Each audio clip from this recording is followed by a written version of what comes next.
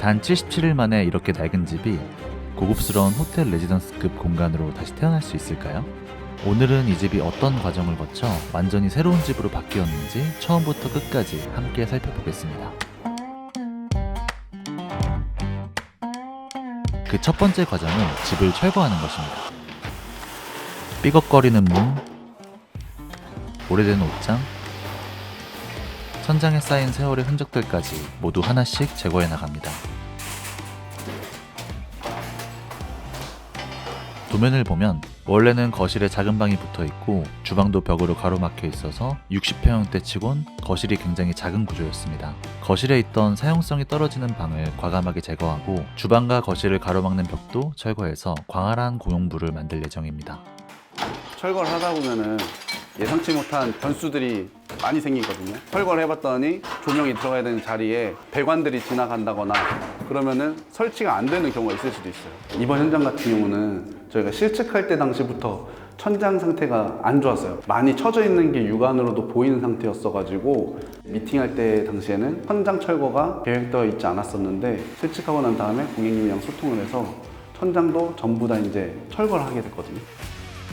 철거는 짧은 시간 안에 많은 요소를 제거해야 되는 작업이지만 무엇보다 중요한 것은 안전하고 정확하게 진행되는 것입니다. 이 단계가 끝나면 마감재가 모두 사라지고 집의 순수한 구조가 적나라하게 드러나며 빈 공간 위로 새로운 설계가 차곡차곡 쌓이기 시작합니다. 철거가 끝나면 바로 설비 공정으로 이어집니다. 이 단계는 집의 혈관을 새로 깔아주는 과정으로 새로운 인테리어가 안정적으로 작동하기 위한 기초 작업입니다. 낡은 배관을 제거하고 설계에 맞춰 새로운 라인을 구성하며 특히 오래된 아파트일수록 난방 배관 상태가 좋지 않아 꼼꼼한 점검과 교체가 필수입니다. 설비를 재정비하고 나면 이제 본격적으로 공간의 뼈대를 만드는 목공 단계로 넘어갑니다.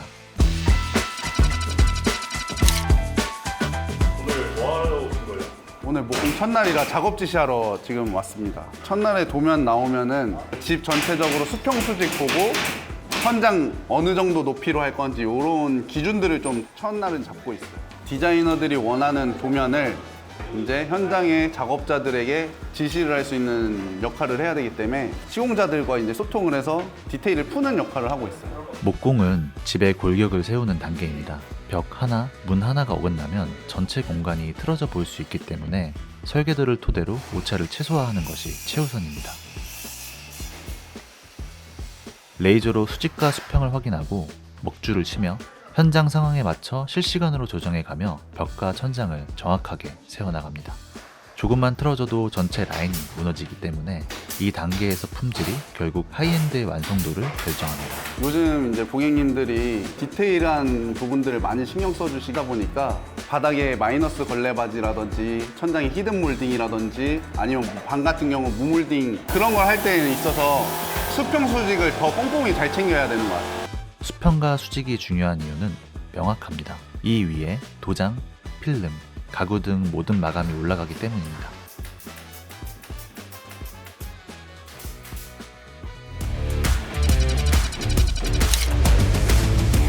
목공이 깔끔하게 마무리된 다음날 현장은 벌써 타일 시공이 한창입니다.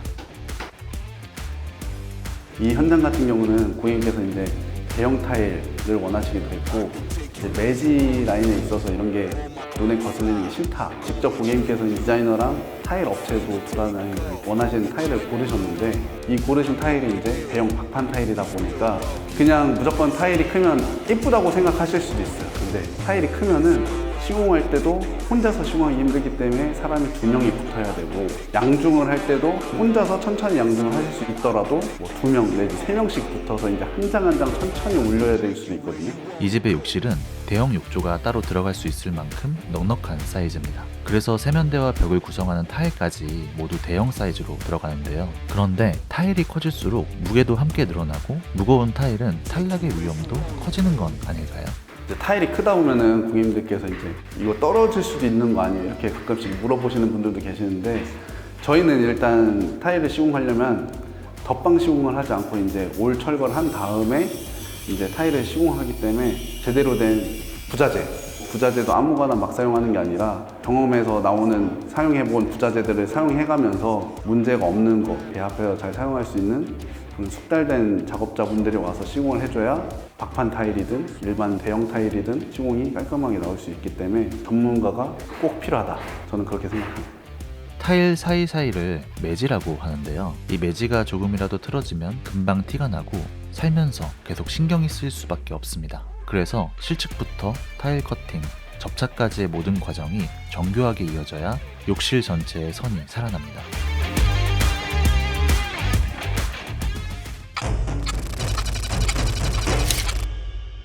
다음 공정은 집의 사용 편의성을 결정하는 전기 작업입니다.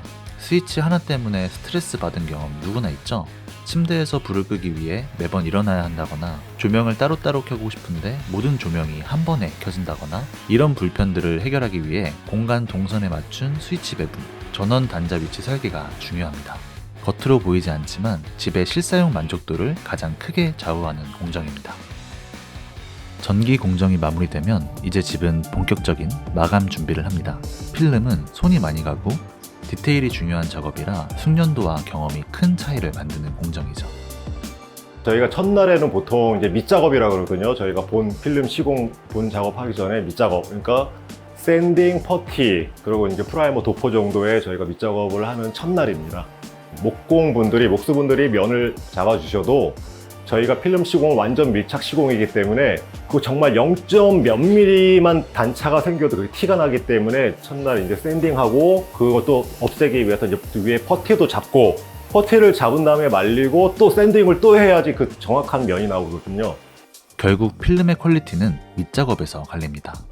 작은 먼지, 미세한 요철 하나도 그대로 드러나기 때문이죠.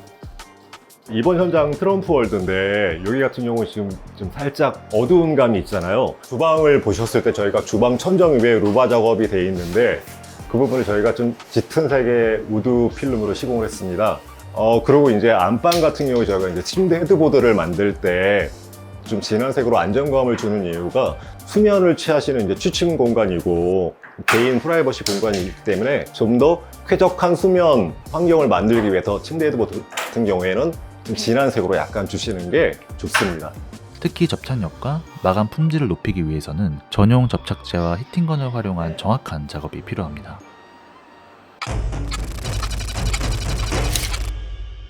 인테리어가 거의 막바지에 이르렀습니다.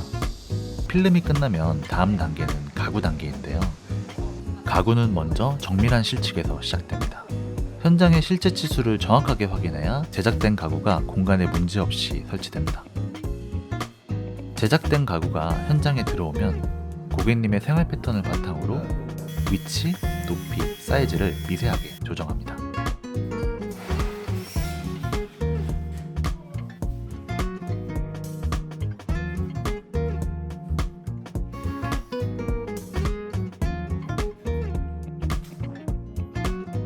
이 과정은 고객님과의 소통이 필수입니다.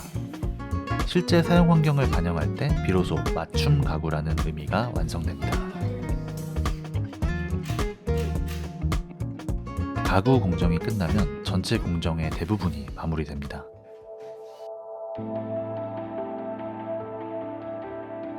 사후 관리, 청소를 마치면 드디어 완성된 공간을 고객님께 인도합니다.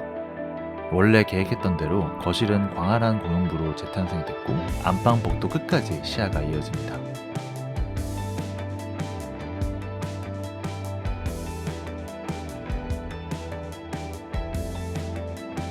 창밖으로 탁 트인 경치가 시원하게 펼쳐지는 고급 호텔 레지던스를 연상시키는 공간이 되었습니다. 지저분하게 마감되어 있던 벽과 바닥, 처져 있던 천장을 걷어내고 정돈된 라인과 당정한 재료로 공간의 결을 다시 세운 결과 비로소 집이 갖고 있던 멋스러움이 온전히 드러났습니다.